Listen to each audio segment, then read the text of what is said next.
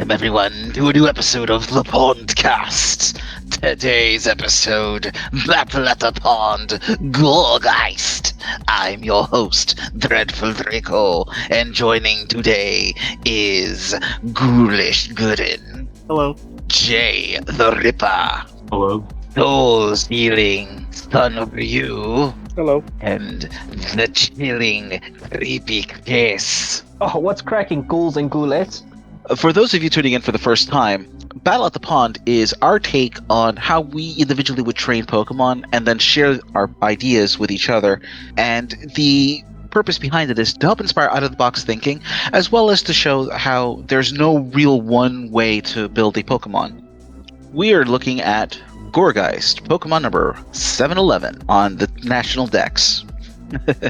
So, moving into it, Gourgeist is a Grass Ghost type Pokemon that takes 2 times damage from Flying, Ghost, Fire, Ice, and Dark, takes half damage from Ground, Water, Grass, and Electric, and takes no damage from Normal and Fighting. Gourgeist has the abilities Pick Up, where it has a 10% chance of finding and holding an item after battle. It will not work if this Pokemon is already holding an item, and the items are randomly determined based on a specific list and level. It also gets the ability Frisk, which allows you to see a foe's held item.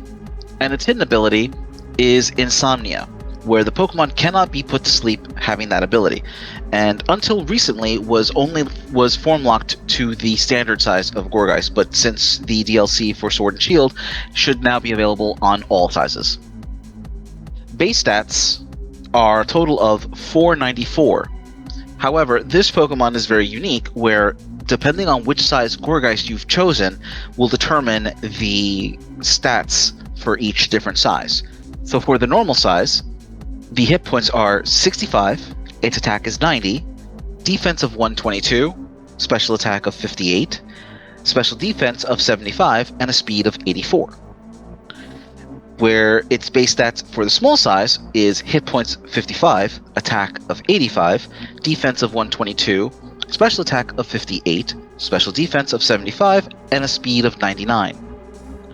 The large size Gourgeist has hit points of 75, an attack of 95, defense of 122, special attack of 58, special defense of 75, and a speed of 69. Nice! Ooh. And the supersized Gourgeist has hit points of 85, attack of 100, defense of 122, special attack of 58, special defense of 75, with a speed of 54. Before we get into our builds, this is one of those. I just want to talk a little bit about Gourgeist itself. I think it's kind of one of the most coolest Pokemon, and its dex entries are just messed up. So for the small version, the sword entry is, eerie cries emanate from its body in the dead of night. The sounds are said to be the wails of spirits who are suffering in the afterlife. And then the shield version for the small is, in the darkness of the new moon night, Gourgeist will come knocking. Whoever answers the door will be swept off to the afterlife. I'm sorry, that's the standard. That's the standard side Gourgeist. For the small one, small Gourgeist pretend to be children to fool adults. Anyone who falls for the act gets carried away to the hereafter.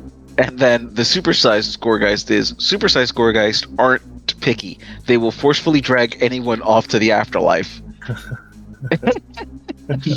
and the large ones is, large Gourgeist put up the guise of adults, taking the hands of children and leads them to the afterlife. Oh, that is just some messed up entries. Pokedex at its best. All right, so getting into it.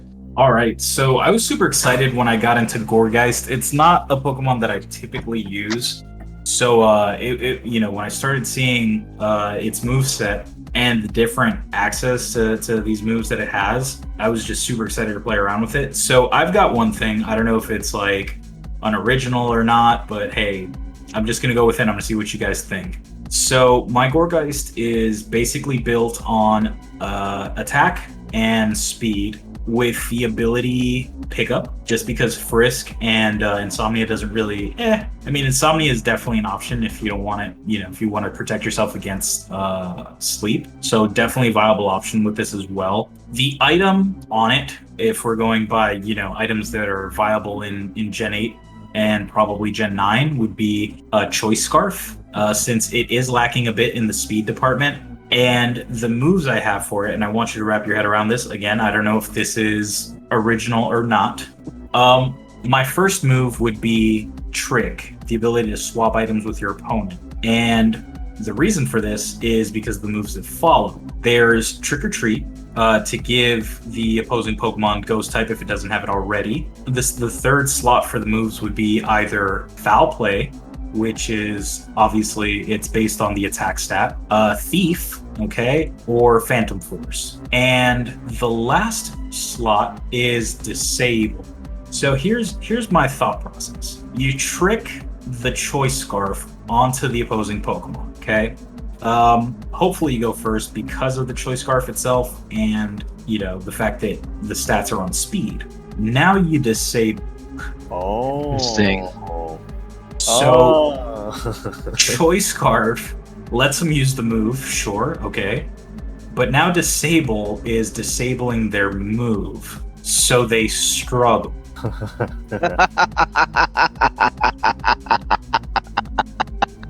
I like that.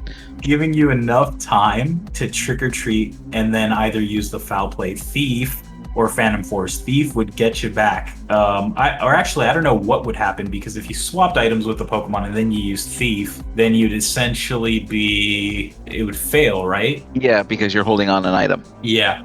I was just thinking about it in the sense that it's a dark physical attack, since Gourgeist doesn't really have too many dark moves in its repertoire.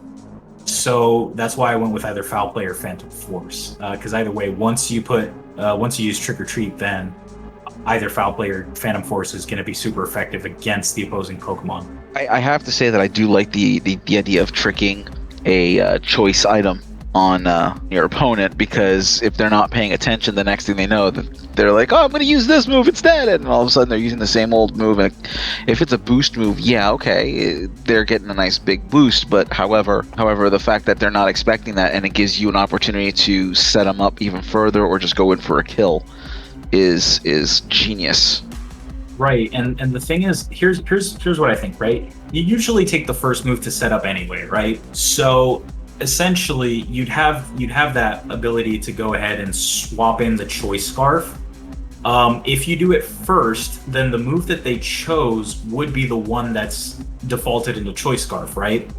Mm-hmm. So if their move is a setup move, then they've only got a couple of options, right? Because once you use Disable, they're going to struggle. And their only viable move at that point would be to swap out. But in the case that you're going on a 1v1 sort of deal, they're sort of stuck. Can I ask a question? Two questions, actually. Number one is, what size Gourgeist did you pick?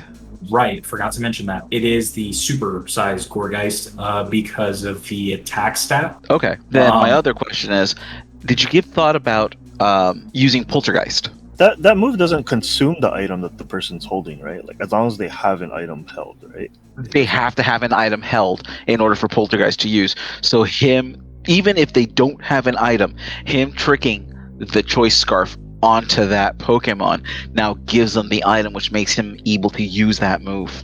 But Poltergeist is 110 base attack with a 90 accuracy, with the only caveat being that your target has to have an item. I mean, yeah, Poltergeist is an interesting move because the Trick or Treat onto Poltergeist would be great, and since you already gave it inhabilitated it by giving it the choice item and then the disabling it, they're stuck. You get to slap it around, and yeah. But yeah, basically that was my idea for Gourgeist, because I did see some like recommended builds and stuff, and I didn't really like them. I was like, sort of forcing my opponent to like, here, take this. Okay, now you can't. Now you can't use your move. Okay, great. Now that you're stuck there, let me go ahead and do anything that I want to do. Yeah, no, I definitely like where you went with it. That's some funny stuff there.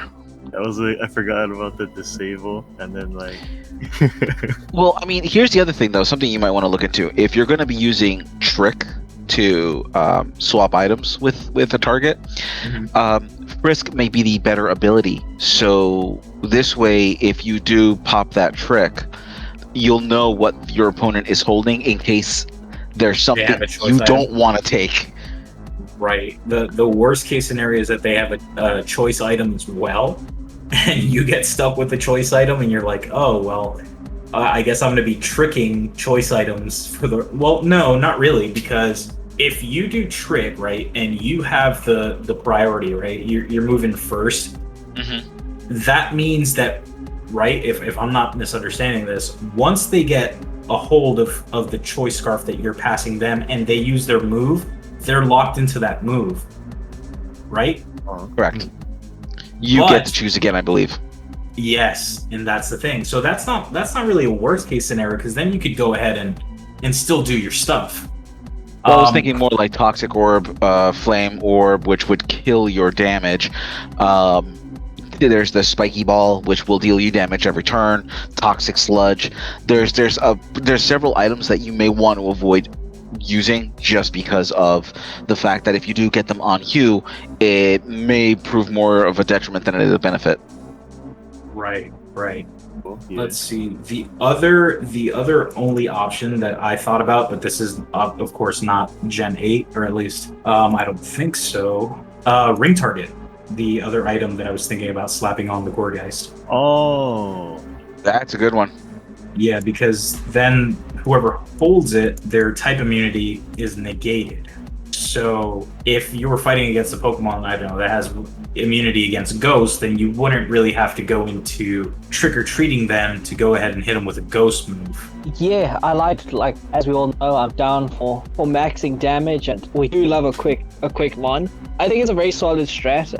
Yeah, there's not more I can say about it. I really like it because it's more in my wheelhouse. So. Yeah, I would say it's pretty good for a support Pokemon, since he's built like that, and want to go first if you want to your building Pokemon like that, and that way it can help your partner Pokemon.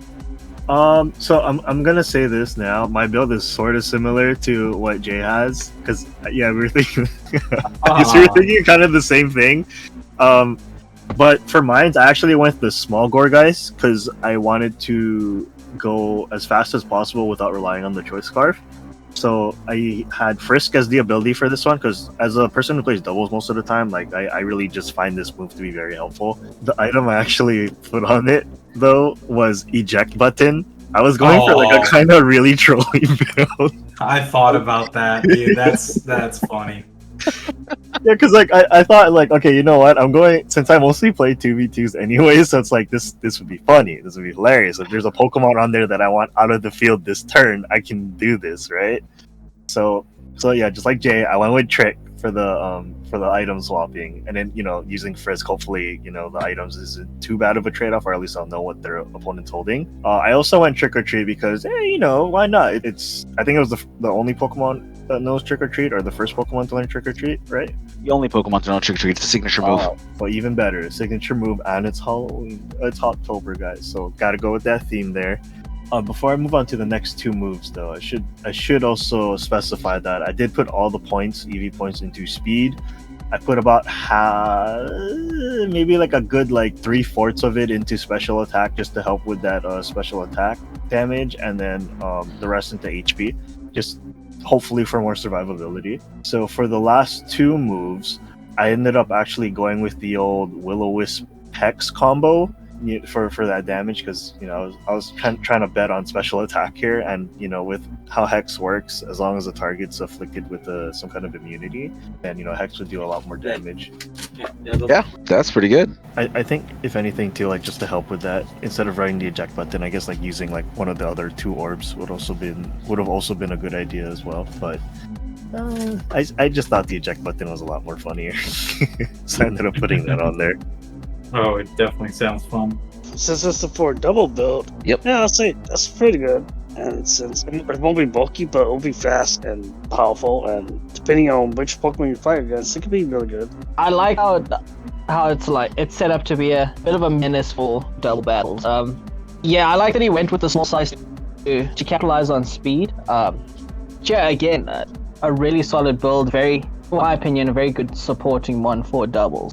Okay, so my build is different from what I normally build in this one. I actually like it. So so the size I chose for Gourgeist is a super, which is the largest size, right? And then the items is leftovers, so I can heal over time. And then the ability is SonRyu, so prevent from being sleep, can be helpful when I need it. And then the moves I went with is Foul Play, Power Whip, Trick Room, and Phantom Force. And then for the nature is I went with Brave. Just it's like the bulkiest and the biggest Gourgeist Pokemon. They'll actually be helpful, and then the Trick Room will help me like counter against Pokemon who are faster than it, and that way I can go first. And then for the EV, I put max EV for the HP. And also for the attack. So this Pokemon will be good. The way I build it, it'll be good for a Trick Room team though, which is really nice. Something my opponent would not expect.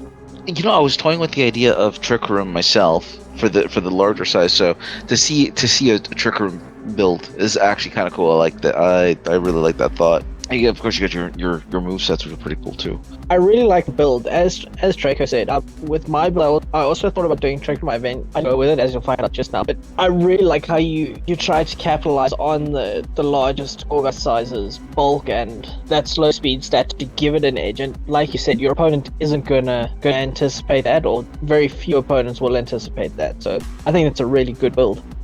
I wasn't expecting for you guys to put like Trick Room on the Gourgeist, but that's just me personally, just because I feel like the Trick Room should be on it. Well, I guess if you're going singles, sorry, I was thinking along the lines of 2v2 again. But I think the build is pretty solid. A lot of good physical moves on there, like the Power Whip, and so you put Phantom Force on it? Yes. So those two are like already pretty good. I just wish Power Whip was not a very low accuracy move, because it's very strong. Oh my god, that would be so awesome. If it was like a little bit more accurate. But yeah, I think the build's pretty solid. My build, I chose a small Gourgeist. I tried to make it a fast physical sweeper. So the item I've given it is Life Orb. The ability is Pick Up, just because I actually wasn't sure what ability I wanted to give it, so I just kept Pick Up. Moves I chose for it were Power Whip, Destiny Bond, Flame Charge, and Poltergeist. As far as EVs go, I've done 252 in attack to capitalize on its high attack stat, and 252 in speed. Again, capitalize on that high speed stat. I gave it a Jolly Nature to boost speed, and with that it lowers special attack, but I was using that anyway. I think with you using Poltergeist, I think the one thing you want to keep in mind is you need to make sure that your opponent has an item, and for that, I think Frisk would actually work better for you. But otherwise, I love the fact that you pulled Poltergeist. I mentioned it earlier, so it's actually good that one of us, somebody used it, because that is such an interesting attack that came out of Gen 8. Yeah, I really like the fact that you put Poltergeist on there, because like it's one of those moves that totally went over our heads, I think, at first, or at least it went over my head at first, like when I was trying to look at for Gourgeist before I went towards more the special side, and then I was like, oh yeah, Poltergeist, I totally forgot about that move. But then gotta make sure the opponent has an item. Oh hey, we can make that happen because we're running Trick on this build too. Oh, too late, I'm running a special build. I thought that was pretty good. And then what size did you say your Gourgeist was again? Small size too. Let's go. Yeah, speedy, hard attacking boy too. So that's gonna be awesome. Oh, interesting choice. Okay. That's a move I would not have considered. Yeah, so pretty good set of move that like basically give you a speed boost, which is very nice, and coverage too if you need to. And since it's a physical speedster, I'll help you out. And then depending on what you're fighting, yeah, it can help you. And then like Draco said, Trick or Treat, so you don't use other raw Pokemon. So yeah, overall it's a solid build. Probably use it for a single or double. Yeah, I reckon it'd be more useful in single. So for me, I went with a small Gourgeist as well, and the reason for it is because it's a Gourgeist that I tend to use. I've mixed it up a little bit, but for the most part, this is the one I normally run. I gave it the item the Shell Bell, which heals based on damage, I also gave it Insomnia because the last thing I want to do is be put to sleep. I'm not so much worried about the grass attack because obviously grass types are immune, but there's a couple other things out there that will just mess me up if I am put to sleep. And of course, Trick or Treat is for me a staple only because it is a signature move. It is a great move because not only can you turn around and change some of the typings of a partner Pokemon, but you can put a hole in a defensive line of an existing Pokemon. Then once I've hit somebody with Trick or Treat, I've got Brutal Swing. So it's 60 power, physical attack, but it's a dark move, and it'll hit everything on the field. So, if I've got something that's already weak to a dark move, dropping a ghost type on it, and then swinging with Brutal Swing is just going to add insult to injury, which is nice. I went with the stab move Phantom Force, because yes, I know that it can be countered, so to speak, because you're gone for the first turn, but then you pop up the second turn. But it does go past protections. So if I know that someone's doing that whole protect every other turn, I can drop that Phantom Force knowing that they're going to lose that protect no matter what they do. And if Gourgeist is moving quick enough, being that it's small, I can break that shield and still allow my other Pokemon to come in and deal some damage. And finally, just because I wanted to just capitalize on the grass typing, and Power Whip is such a great move that I threw that out there as well. I know its physical attack stat isn't the greatest, but Power Whip does have quite a bit of damage backing it, so it can definitely do some hitting. And as far as points and nature goes, I chose a Jolly Nature, and of course I dumped everything I could into speed. Then I also dropped a little bit of defense because fire type, there's a lot of fire typing out there that will mess you up. There's ice typing. There's also some ghost types that if they hit you just right, you're done. And I was kind of trying to play against that. And what little I had left, the 116 into physical attack, bring it up to about 120. Okay. Cool. Okay. So basically, it's if I need to pop a weak point onto my opponent with Trick or Treat, I can do that, and then start rebuilding hit points using Brutal Swing, Phantom Force, or Power Whip. Gotcha. Yeah, no, that sounds solid. Yeah, I still do like the idea of Phantom Force because it does go through like barriers and whatnot too, right? Like it's not just protect. Like I think if they have like a shield up, it also goes through it as well, I believe. Overall, that was just my build. I really like the focus more the physical moves to capitalize on Gourgeist's physical attack. Brutal Swing, I think it's a very good move. Power Whip, I agree. I think you need Power Whip on a Gourgeist just because you get that stab and a high damage move. Overall, very solid build. It's like a quick-footed box sunken, it's like a butterfly sting like a bee. But yeah, another really solid build. Yeah, I like the way how you went with your Gourgeist. It was small, and then you made it fast too, which is really good. You also have ways to counter your opponent in case they try to come at it, and also had a way to heal, which is very nice. And then also prevent for your Gourgeist from being saved. And then so I'll say it's a pretty good build. So for singles or double. But some of the other good moves that this thing gets, it gets the seed moves. So you get Seed Bomb, Bullet Seed, Leech Seed, which makes sense. You get things like Scary Face, Worry Seed. It gets Pain Split, which is rather nice, especially if you're going with the supersized one, because this way you can actually use Pain Split to heal yourself. Oh. Or if you're going up against an HP tank, like say Blissey, you can cut into Blissey's HP with it. You get the small Gourgeist and you give it, say, something like the Focus Sash. So you go down to 1 hit point, and if you know you're about to take the hit, and you Pain Split as part of your turn, you're gonna wreck somebody because Gourgeist's hit points are only on the small side. You're only looking at about 115 hit points if you go hindering. Yeah, I feel like, all in all, I feel like Gourgeist is a really fun Pokemon to sort of, mess around with. Just, I feel like it'd really catch people off guard because they're not expecting anything like that. Yeah, I mean, you also get things like Mystical Fire. Oh, and it's a skill swapper. Oh, jeez. Yep, it does do skill swap. I saw that. Oh, no.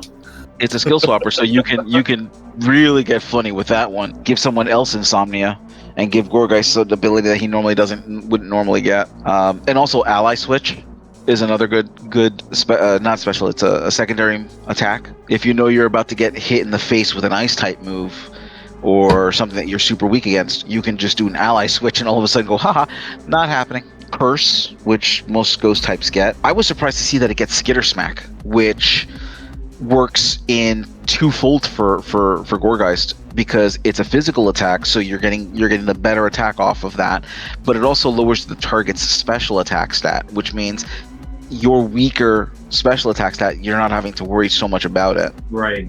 Sludge Bomb. It gets Sludge Bomb. Your pumpkin has rotted. Poison. Round facade. You've burned your pumpkin. Congratulations. And even Explode, which, to be fair, I was kind of surprised, but at the same time pleased that it was there. What are you gonna do, little pump? Pumpkaboo is a fun Pokemon, and I honestly think it's an underrated Pokemon. It doesn't do a lot. What it has going for it is the fact that it is like a Swiss Army Pokemon. You want grass typing moves, you've got it. You want some.